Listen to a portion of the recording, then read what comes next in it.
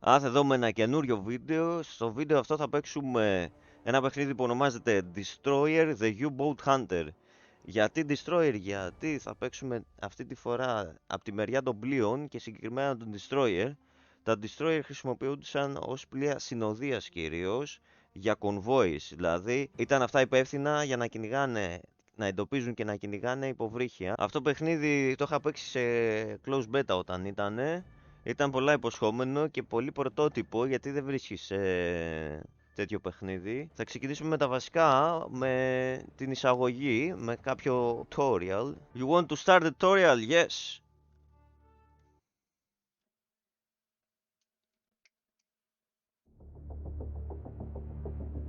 The Battle of the Atlantic took place in the 1940s. During that time, most U-boats were still diesel-electric and so could not stay submerged for prolonged periods of time. Therefore, you're very likely to detect them on the surface using radar before they close in for the attack.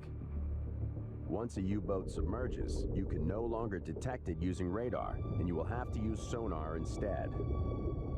Unlike radar, the sonar of the 1940s had to be pointed in the appropriate direction in order to detect the enemy. Bear that in mind when you lose radar contact with the enemy, and, most importantly, remember this.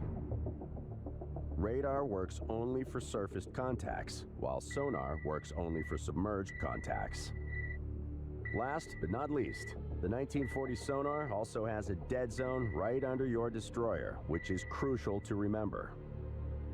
The most important thing you need to understand, however, is that everything at sea is ruled by the compass. Consequently, every instrument, report, and command also refers to it. It works just like the clock, with 000 or 360 at the top, 090 on the right, 180 at the bottom, and 270 on the left. These three-digit codes are called bearings, and they refer to the cardinal points. 000 or 360 is the north, 090 is the east, 180 is the south, and 270 is the west. So, if there is a contact at bearing 090, it means that it is located east of our position. This system allows the crew to quickly exchange information regarding where the enemy has been detected, what course to take, and so on. Once you understand it, it quickly becomes second nature. In summary, the most important information for you will always be the position of the currently tracked enemy, which is given in bearings, which direction, and ranges, how far away from your position. The last thing you need to know is how to execute a successful depth charge attack. The problem consists in hitting a moving object in 3D space with a weapon that has a considerable delay between being fired and hitting the target.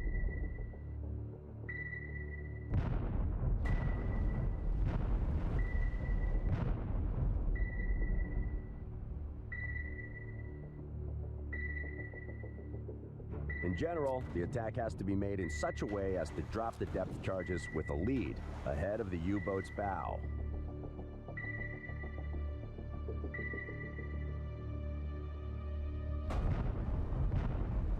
What is more, the depth charge fuse must be set for shallow, medium, or deep.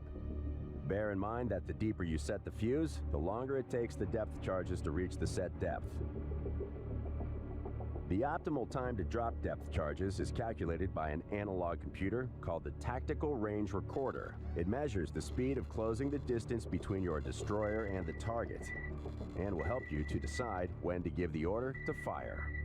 Because of that, pay close attention to what the tutorial says about using the TRR, as it will make the difference between success and failure. In reality, the chances of hitting a U-boat with depth charges were rather slim, but due to the devastating effects that even close misses had on the submarine's morale, harassing and suppressing the U-boat was often enough to make its crew abandon further attack attempts, at least for some time. Now that you understand the most essential facts about anti-submarine warfare in the Second World War, you can proceed with the tutorial. Μετά από αυτή την εισαγωγή, μας έδειξε κάποια βασικά πράγματα. Το πιο βασικό που πρέπει να θυμάστε είναι η διαφορά του ραντάρ με το sonar. Το ραντάρ δουλεύει στην επιφάνεια και το sonar δουλεύει στο βυθό, κάτω από τη θάλασσα. Βρισκόμαστε στη γέφυρα, όπως τη λένε οι ξένοι, στον πύργο εμείς. Έχουμε κάποια όργανα εδώ, θα μας τα εξηγεί τώρα και το tutorial. Εδώ μπορούμε να αλλάξουμε την ταχύτητα. Μας λέει συγκεκριμένα τώρα να βάλουμε στάνταρ. Εδώ βλέπουμε τα notch, πόσο κινούμαστε. Θα προχωράω λίγο γρήγορα. Μας λέει ότι υπάρχουν και κάποια... Μας λέει ότι μπορούμε να το κάνουμε και χειροκίνητα. Εδώ μας λέει, είναι σαν πηξίδα αυτό λειτουργεί. Το 0 δείχνει πάντα στο βορρά. Μπορούμε να κουνήσουμε και το τιμόνι μας. Αλλιώς μπορούμε να πατάμε και εδώ βέβαια. Ωραία. Εδώ κατευθείαν. Ή από εδώ. Ή μπορούμε να βάλουμε κατευθείαν να το πατήσουμε εδώ. Συγκεκριμένα. Συγκεκριμένες μοίρες δηλαδή.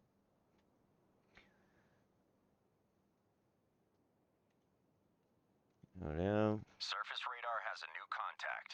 Μας δείχνει τώρα ένα εικονικό battle. Μας λέει ότι έχει στο 0.46 θα πάει 0.45 λογικά ένα υποβρύχιο. Θα το πλησιάσουμε. Είναι στα 2.000 yards.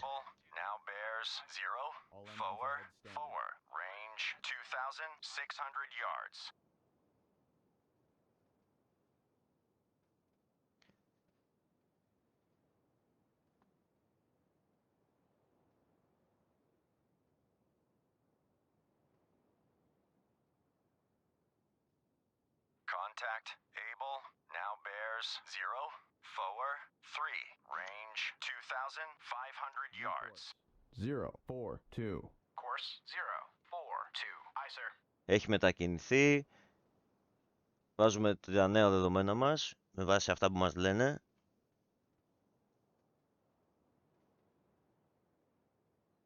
Contact able, now bears 0, forward 0, range 2,300 yards. Ωραία, πάμε λίγο πιο γρήγορα. Θυμάστε όταν βάζουμε full, δεν δουλεύει το sonar.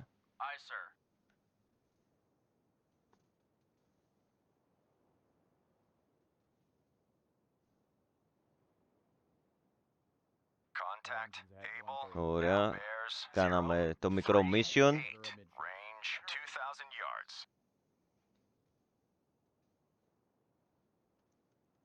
Ωραία, μας λέει ότι μπορούμε να ελέγξουμε και τριγύρω τι γίνεται μέσα στον πύργο. Εδώ είναι το ραντάρ, συγγνώμη. Βλέπουμε η τελεία είναι το υποβρύχιο. Να πατήσουμε το DTR.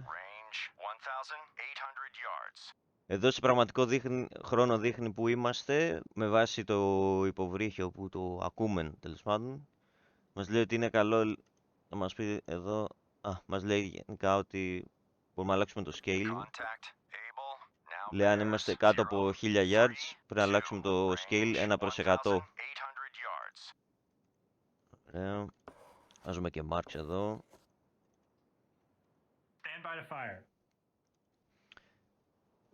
Εδώ μπορούμε να χρησιμοποιήσουμε και τα κανόνια.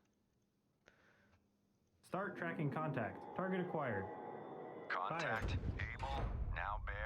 Μπορούμε να αλλάξουμε και τα ammunition. Τώρα π.χ. έχουμε βάλει φωτοβολίδες. Load illumination round. Illuminate 029. Target bearing 028. Range 1,000. Πάμε στο sonar.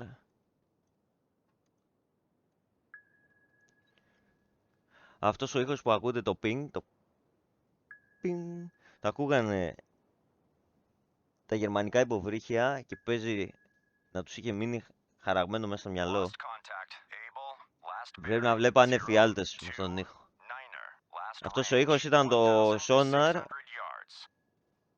Αυτός ο ήχος ακουγόταν το sonar όταν τους κυνηγάγανε τα πλοία. Για ώρες, έτσι. Που μας λέει να βάλουμε 345.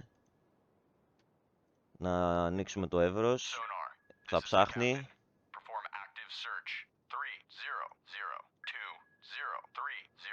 Well Active done. search. 3, 1, 0. Combat sonar. New sonar contact. Ωραία. Bearing 0, 3, 1. Range. Κινούμαστε μεταξύ τώρα διαφόρων οργάνων, να το πω έτσι, που χρησιμοποιούντουσαν για τέτοιου είδους αποστολές. Ωραία. Combat sonar. Contact. Able. Now bears. Από όσο θυμάμαι, αυτό είναι από τα πιο Estimated depth, σημαντικά. Βοηθούσε να βρεις και στο βάθος το οποίο βρίσκεται το υποβρύχιο. Και λέει, αυτό σχετίζεται, λέει, με τη ταχύτητα που κινούσε εσύ και από την απόσταση που βρίσκεται το υποβρύχιο. Διαλέγουμε εδώ σε τι βάθος θα εκρήγνονται και πόσο μακριά το ένα από το άλλο θα είναι. Ωραία. Εδώ κινούμε το plexiglass, λέει. Ωραία.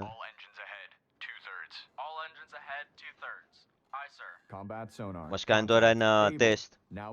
Μας λέει το σωστό πρέπει να είναι έτσι, να ευθυγραμμίζονται όλα και μετά να ρίχνεις τα depth charges.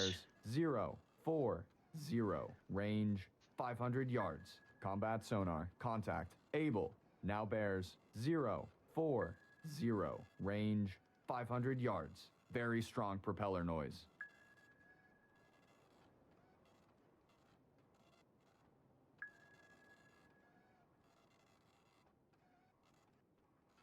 Combat sonar. Contact. Able. Now bears 0, 4, 0. Range 200 yards. Bearing steady. Περιμένουμε να έχουμε καλύτερο solution για να ρίξουμε τα charges. Έχει τώρα, καλό είναι, αλλά δεν μας αφήνει.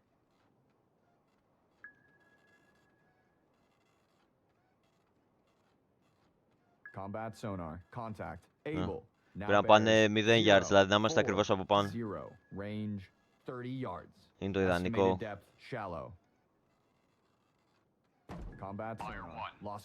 Ρίχνουμε depth charges, μας τα δίνει και σε πραγματικό χρόνο.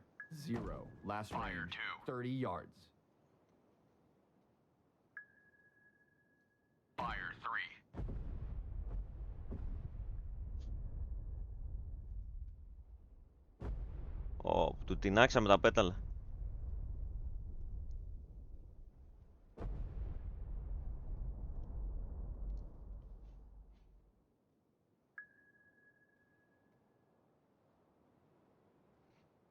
Ωραία.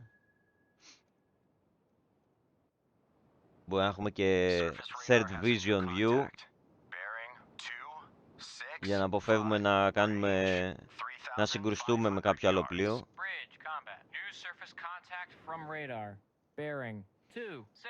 Εδώ έχουμε τα logs, τα contacts.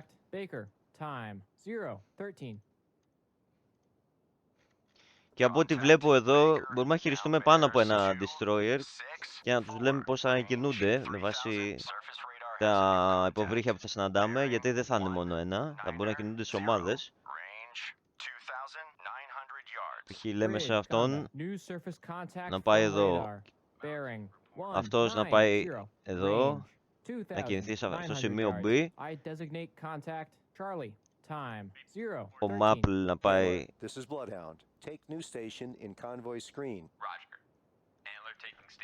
μπορεί να αλλάξουμε και το σημείο που θα σκανάρει. Black Cat να έρθει στο target C, ας το πω έτσι.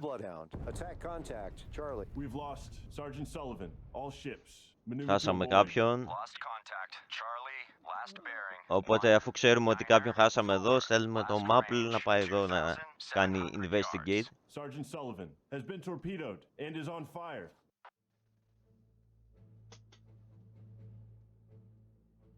There are three elements that are absolutely crucial to U-boat tactics: speed, flanking, and the element of surprise. Let's begin with speed. A submerged U-boat is roughly as fast as the convoy, so it cannot effectively catch up on it from behind. It would first need to surface to make more speed, yet at the cost of being attacked by escort gunfire.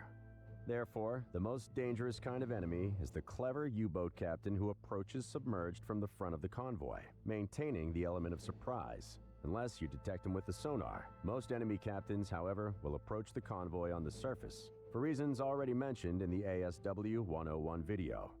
As for flanking, torpedoes had the highest chance of hitting the target when fired at the so-called broadside, i.e. not at the bow or the stern of the target, but at its side, which made for a much larger target. If you allow a U-boat to assume a flanking position within 1,500 yards of the convoy, and give it enough time at periscope depth, they will be able to shoot whole salvos of well-aimed torpedoes, potentially sinking a few merchant ships in one fell swoop. Also, the Wolfpack tactics used by U-boats were based on advantage in numbers in an attempt to swarm and overwhelm the escorts by attacking from multiple directions at the same time.